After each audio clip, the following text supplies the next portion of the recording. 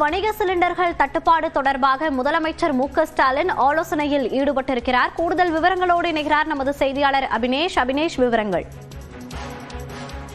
முதலமைச்சர் மு.க.ஸ்டாலின் சிலிண்டர் தட்டுப்பாடு குறித்து அரசு உயர் அதிகாரிகளுடன் தற்போது தலைமைச் செயலகத்தில் ஆலோசனை மேற்கொண்டு வருகிறார். குறிப்பாக போர் சூழல் காரணமாக சமையல் எரிவாயு, குறிப்பாக சமையல் கேஸ் இறக்குமதி செய்வதில் இந்தியா முழுவதும் ஒரு பெரிய அளவுல ஒரு தட்டுப்பாடு பிரச்சனை ஏற்பட்டிருக்கிறது.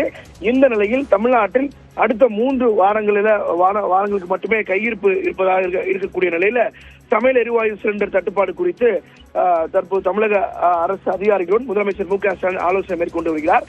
நேற்று தலைமைச் செயலாளர் முருகானந்தம் ஐஏஎஸ் எவ்வளவு நாட்களுக்கு சமையல் கேஸ் சிலிண்டர் இருப்பு கையில் இருப்பது குறித்தான ஒரு ஆலோசனை கூட்டம் நடத்தியிருந்த நிலையில அது குறித்து இன்றைக்கு முதலமைச்சரிடம் எடுத்துரைக்கிறாங்க.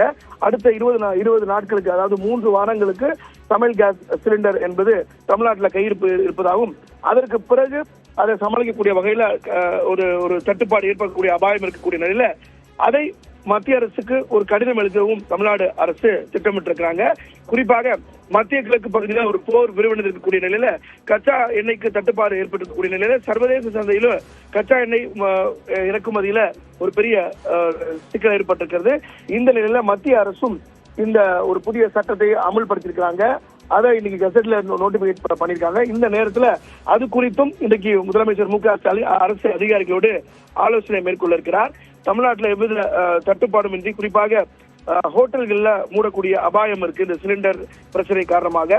எனவே அதை விரைந்து நடவடிக்கை எடுக்கக்கூடிய வகையில என்ன அடுத்த கட்ட நடவடிக்கை எடுக்கலாம் என்பது குறித்தும் முதலமைச்சர் ஆலோசனை மேற்கொண்டு வருகிறார். குறிப்பாக மத்திய அரசு தற்போது அமல்படுத்தக்கூடிய அத்தியாவசிய சேவைகள் பராமரிப்பு சட்டம் ஒருபுறம் அமல்படுத்திருக்காங்க.